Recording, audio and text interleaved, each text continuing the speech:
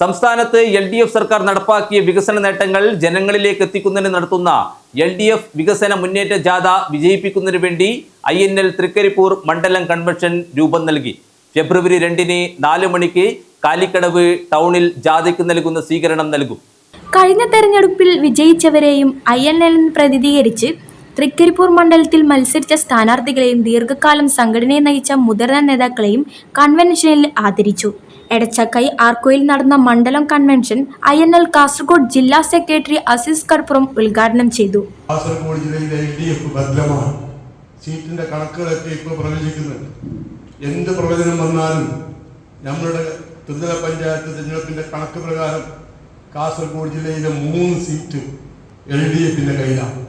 അതിനെ പിടിച്ചെടുക്കാൻ ഏത് കണക്ക് കൂട്ടിയാലും സാധിക്കില്ല എന്ന് വോട്ടിന്റെ കണക്ക് വെച്ചുകൊണ്ട് നമുക്ക് തെളിയിക്കാൻ സാധിച്ചു.